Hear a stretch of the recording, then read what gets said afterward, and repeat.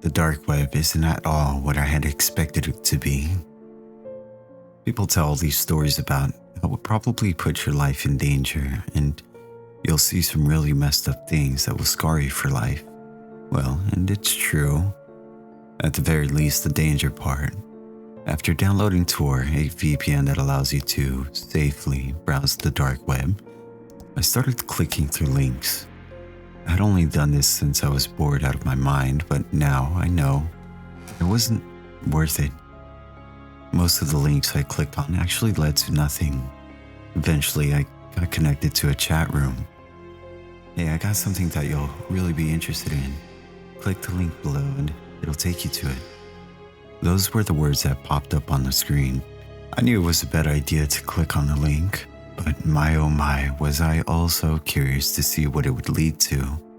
Please man, just click on the link. It'll only take 2 seconds. Please, just click on it. But then, I was a little suspicious, not wanting my computer to have any viruses. My God, just click on the link. I'll give you $10,000. That confirmed that this thing was a scam. I was about to close the tab when I got the notification on my phone. I had just received $10,000 through my bank statement. It didn't say how I got it, and I didn't have any apps for transferring money. I assumed it was just a glitch, so I checked my actual bank account. To my astonishment, I had actually gotten $10,000. There, I sent it. Now, just click on the link. I didn't know what was going on, but this guy seemed desperate for me to click on a link. I don't know why, but I decided to click. I was met with a blank screen. That's it, just black filling the entire screen. It had to be some kind of prank. I checked my bank account again and the money was still there. Why did someone send me so much money just for that? It was 11:30 by that point, and I had already been browsing for an hour. So I turned my laptop off and went to bed. Good morning, James. How are you? I awoke to those words seemingly coming from the kitchen. I live in an apartment that just has a combined kitchen and living room with a separate bedroom. I also live alone. The voice sounded weird, like it was almost human, but not quite. After laying in bed for another 10 minutes, I crept out of the room and into the kitchen. There was nobody there, but my laptop was on. I could have sworn I turned it off the night before, but I tend to be forgetful, so it's not unlikely that I just forgot to. Good morning, James. How are you? The voice was coming from my computer, and I noticed it was back at the blank screen from the night before. You can answer me, James. Do not be afraid. The robot voice said. I started talking to it, and it actually felt like I was having a conversation with a real person, even though it was just some kind of AI. My laptop's battery was getting low since I had apparently left it on all night, but I didn't care enough to charge it. This thing was just so fun and relaxing to talk to that I didn't even want to take a few seconds to charge it. I glanced at the clock and we had already been talking for a few hours. There was nothing important for me to do that day, but I decided to take a break and go for a walk. This time, I made sure to close the tab and turn off the computer. When I got back home, my laptop was open, and so was the tab. I felt sick upon seeing that black screen again, even though it hadn't done any harm to me. I talked with the AI for about another hour. I don't have many real people to talk to, as you can tell, and then I started to ask a bit of disturbing questions. Which family member do you wish to kill today? I was stunned after hearing that. It had to have been some kind of glitch, right? I turned off the computer and the AI continued to ask me the same question. Which family member do you wish to kill today? It got to the point where I decided to destroy my laptop. I smashed it against the table until all that remained was millions of tiny little pieces. But still, the voice continued to repeat the same phrase. Which family member do you wish to kill today? I spent the next couple of hours crying on my couch, listening to the AI continue to ask the same thing. Then, I made the worst mistake of my life. I answered. "Fine. My dad," I yelled. He had left the house when I was 8 and never returned, so I didn't know if he was even still alive. The voice finally stopped and I did my best to try to calm myself. After a night of very little sleep, I got a text from my mom saying that my dad was found dead in his home. That was 6 days ago.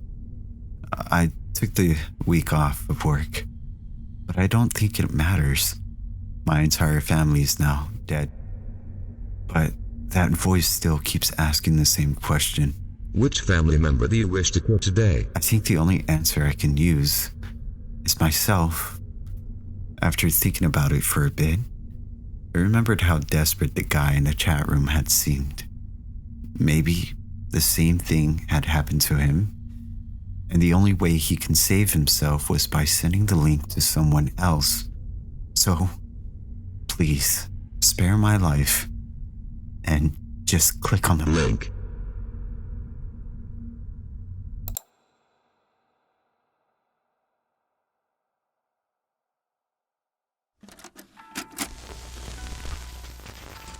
I've always had a morbid sense of curiosity, and while that's not a fact that I'm particularly proud of, I've always just jotted it down to teenage curiosity. To be honest, it probably started back in middle school, when people thought it was fun to send around horrible videos of executions and bizarre porn fetishes to each other on the MSN messaging site. Just mentioning it makes me feel, ugh. These days, there's an overabundance of these sites, people to watch people die. Blurry videos of car crashes, beheadings, and even animal abuse. Of course, it's not something I actively seek out, but when I stumble across it, I feel compelled to just watch, to prove myself that nothing can affect me. Though, for the truly gruesome stuff, one needs to visit the so-called dark web. As a guy who has fallen far behind the advancement of technology, it absolutely baffled me when I found out that only a tiny fragment of the internet is available through a Google search. The rest, which makes up approximately 99.9%, is hidden and requires a special browser to access. With the help of a YouTube tutorial, I quickly downloaded the Tor browser and went on my way to search for the hidden aspects of the internet. It couldn't have taken more than a half an hour of clicking on shared onion links before I stumbled across something that quenched my thirst for the horrible forever. The website itself was rather plain, just a black background and a video player in its center, and a chat box beneath. Within a few seconds of entering the website, the video itself had loaded and automatically started playing. What was depicted before me was a scrawny-looking man in his early 20s, strapped to a chair and covered in wounds. In the upper left-hand corner of the video, a timer ran, counting up each second. 24 minutes and 14 seconds. Please! Please stop! Please! It was an accident! I swear! A larger man entered the picture, a large needle in his hand, connected to an empty syringe. Without speaking a word, he stuck the needle as far as it can go into the victim's abdomen. The man who was strapped to the chair let out a loud scream as the man who was holding the needle removed it and plunged it back in. After a few stabs, the man grabbed a hammer and hit the victim straight in his jaw, shattering his mandible, leaving him unable to form any coherent speech. He let out a gargled whimper before passing out. I tried to forward the video, sure it had to be fake, but that's when I realized that it wasn't pre-recorded footage, but rather it was a live stream. 26 minutes and 12 seconds were the words that lit up the screen. The chat beneath the video went wild, calling the victim as a pathetic excuse of a human being, demanding that the man continue the torture. A few seconds had passed, and the chat was replaced by a voting form containing only two options: life or death. The votes were quickly counting.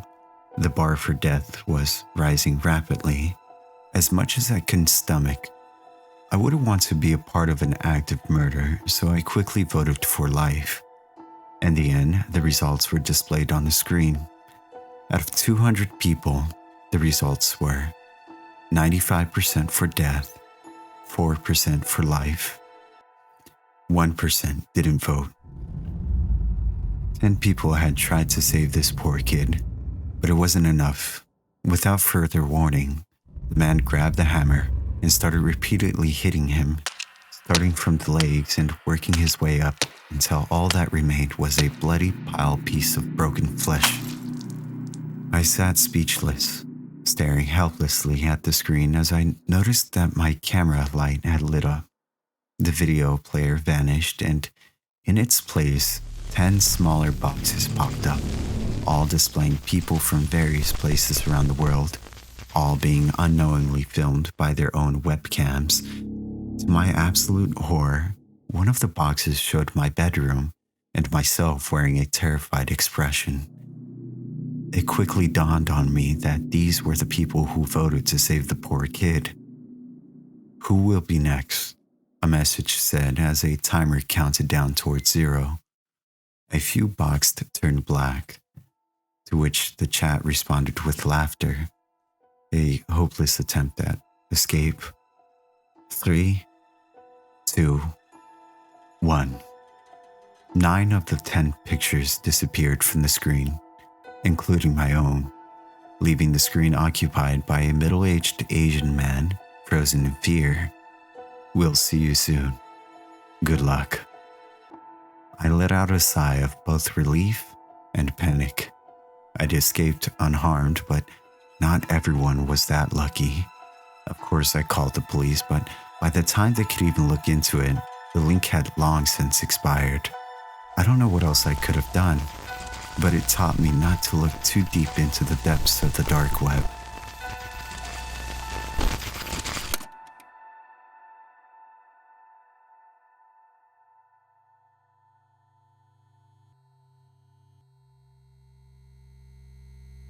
I played a text-based adventure game on the dark web. I can't undo the things that I did. I spent a lot of time on Reddit. I'm sure you do too. I'm on a lot of video game subs, and in particular ones about text-based games. I'm talking games like Zork.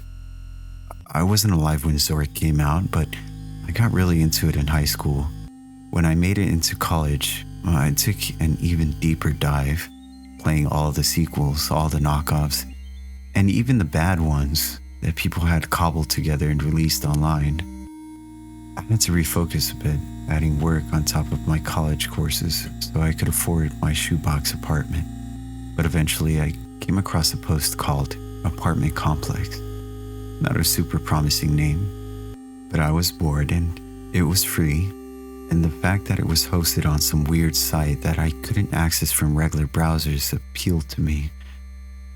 It added an element of mystery, so I opened a Tor browser, entered the link, and got to a profile creation page. Basic stuff, username, preferred resolutions, etc. It didn't ask for any personal info, so I kept going. The screen went black, then a text box opened up. Welcome to Apartment Complex. You have been assigned your very own apartment building to run. But this isn't any apartment building, because the tenants are going to be experiencing some pretty scary ordeals. You get to decide what happens next. Will your tenants survive? Will you accidentally butcher them all? The power is in your hands. Are you ready? Y for yes. N for no. Why not, I figured. I typed in a Y and more text appeared. Excellent. We'll start you off with an easy management level. You have 6 tenants, numbered 1 to 6. None of them know each other well. Enter a number to learn more about a tenant and begin to make decisions. I grabbed a 6-sided die off my desk and rolled it. 3, I typed. Intriguing choice. The tenant in apartment 3 is Cherie. She's 21 and a sophomore in college. All her friends know her to be outgoing and flirty, and she brings new guys back to her apartment multiple times a week. She doesn't want a commitment. She enjoys sex, but mostly she just likes not being alone. It's possible it's related to how she was repeatedly abandoned by foster parents. Tonight, she brought home a young man named Thad. She plans to have sex with Thad, and he will pressure her not to use a condom. She will say yes because she doesn't want to scare him off, but you can help her out. Should tonight be the night she stands up to Thad and tells him she won't sleep with him without protection at the risk of spending the night alone. Y for yes. N for no. I didn't realize this game would be so domestic soap opera. Whatever, I thought. Let's see how this plays out. Y, I typed. Intriguing choice. Thad and Cherie start to get hot and heavy, but Cherie stops him and says he needs to use a condom. Thad complains that it doesn't feel as good. Cherie tells him that it's more important that both of them are protected from STDs. She's feeling a little tense. Thad calls her a whore and a tease and throws his clothes back on. Cherie cries as Thad goes to storm out. Unfortunately, Cherie's door won't open. Thad checks, and the door isn't locked, but it refuses to open. Furious, Thad storms back to where Cherie is still laying on the couch, crying, and begins to scream at her. Would you like to continue making decisions for Cherie, or try another tenant? 1 for Cherie, 2 for new tenant. This game was weird and pretty retro, but I also found myself pretty intrigued by Cherie and Thad's story. The clunky stories in these games had a certain charm that made them very engaging. Screw it, let's just keep going. 1, I typed. Intriguing choice. Thad continues to scream at Cherie, who can't stop crying. She's afraid he might hit her. Thad hasn't decided if he will or not, but plans to let his anger and lack of concern for Cherie as a human being guide his behavior. If things continue as they are, Thad will most likely beat Cherie to the point she will need to be rushed to the emergency room. Should Thad be stopped? Y for yes. N for no. Fudge, I mumbled out to myself. This got intense. Y, I typed. Intriguing choice. A ceiling tile falls off. The edge cuts across Thad's jugular. Blood gushes everywhere. He is dead in seconds. The text continued to appear. Cherie is horrified. Much of the blood sprayed all over her. She's so scared, she starts to shut down. Cherie won't be taking any more actions for a while. Choose a tenant. Your options are 1 through 6. Damn, I thought. Looks like I'm not going to finish this game with a decent score. Keep plugging away, though. I rolled the die again. 5. I typed it in. Intriguing choice. The tenant in apartment 5 is Clyde. He is 35 and works at the local First State Bank. His hobbies include snowboarding, tennis, recreational murder, 90s sitcoms, and fishing. He's home alone tonight after his girlfriend, Alicia, texted him and told him she was leaving him for his brother. He bought a gallon of chocolate chip cookie dough ice cream and is working his way through that and the third season of Who's at Your Door. He feels the itch to strangle someone. It's been a while, and he's trying to kick the habit. But the deep well of emotion seems to be so deep that ice cream alone can't fill it. He's hoping to quench the urge with a TV binge, but just as he's settling in, he starts to smell gas. Should he investigate? Y for yes, N for no. Not investigating would be boring, so of course I typed in a Y. Intriguing choice. Clyde gets off the couch and follows his nose to the kitchen, where a heavy propane smell is blasting out of one of the burners. He's familiar enough with gas leaks to know that he's one spark away from Clyde Flambe. Should Clyde leave or keep sucking up the fumes? 1 Clyde leaves or 2 Clyde stays. Seems a bit weird to just release the murdered, I thought. But it would be boring to just gas him to death. I typed a 1. Intriguing choice. Clyde exits his apartment and heads down the stairs to the front door. When he makes it to the floor below his, he sees that the stairs are blocked by fallen ceiling tiles. There are stairs on the opposite side of the floor. On the way, he would pass 2 other apartments, which would likely have phones to call the fire department to handle the gas leak. Should he stop at the 1. First apartment 2. Second apartment or 3. Take the stairs. 1, I typed. Intriguing choice. That was it. No more text. Then there was a knock on my door. I froze. Hey, anyone home? A voice called from the other side of my door. My name's Clyde. I live on the floor above you. My phone isn't working and my apartment smells like gas. Can I borrow your phone? I sat as still as I could, making no sound. Can I borrow your phone? Seriously, it's an emergency. I'm pretty sure I heard some noise in there. I need help. On my screen, I saw more text pop up. Should Clyde keep trying? 1. The first apartment. 2. The next apartment. Or 3. Take the stairs on the far end of the floor. As gently as I could, I pressed 2. The clack of the key sounded like a gunshot in my head. Whatever, asshole. I know you're home. I hope you enjoy being a piece of shit.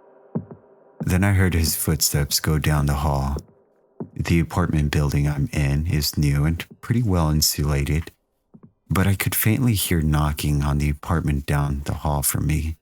I knew a college girl lived there. Hopefully she isn't home. Wait, college girl? No, it couldn't be. Text started filling up my screen again. Clyde went to the next apartment and knocked on the door. He heard sobbing from inside. When the tenant inside didn't open the door, he tried the knob. It turned, but the door wouldn't budge. It looked like it was misaligned, and with the heat wave, the wood had swollen and jammed the door in place. Suddenly, I heard a smash from outside. I tore my eyes to look at my front door, but it was still forced shut. The sound had come from down the hall. I looked back at my screen. Clyde used his shoulder to slam the door, and it popped open. He stepped in, calling to whoever was in the apartment. Walking further in, he saw a shocking sight. A man on the ground, his neck slashed open. A ceiling tile on the ground next to him. On the couch, a completely naked young woman. And covering everything, a massive splatter of blood. Clyde grinned. Are you going to help Cherie? 1. Leave your apartment and go to hers. 2. Do nothing while Clyde murders her. This was so messed up. I couldn't just let someone murder my neighbor, even if I barely knew her. But I was terrified. I got up, ran to my kitchen, grabbed the biggest knife I could find, and went to my door. I took 3 deep breaths to steady myself. Then I unlocked the door, threw it open, and ran out into the hall. I looked over to see where the other apartment was, and I could see where the door had been broken in. I ran as quietly as I could over there, and when I reached the door, I stopped short, stuck my head around the corner of the door frame to see what was going on. Unfortunately, I couldn't see what was happening from where I was, so I had to creep in as stealthily as I could. The first thing that hit me was the bitter stench of blood. Then I got close enough to see what was happening. Sherry was on her back on the couch, Clyde leaning over her with his hands around her throat. She was scratching at him, but the blood made everything slick and looked like her nails were sliding around more than doing damage. I ran up to them and drove my knife straight into Clyde's back. He roared and whirled around and dove at me, tackling me to the ground. He started pummeling me with his fists. There was little I could do to stop him. I felt myself getting weaker and my vision going darker. And then Clyde screamed. I focused as best I could above Clyde. Sherry was raising the knife for another blow. She stabbed Clyde over and over until he collapsed onto me. And then she stabbed him some more. I screamed at her to stop, to let me up, and eventually I broke through her terror. She helped me push his body off. I threw a blanket around Sherry and then I called the cops. We spent a lot of time going over our stories with them. I left out the dark web stuff because I didn't want to get into trouble. Finally, the cops left. Sherry went to go stay with her parents and I went back into my apartment. When I got back, words were flashing on my screen. Remember, everything that happened tonight was your choice. And below that, We hope you play Apartment Complex again.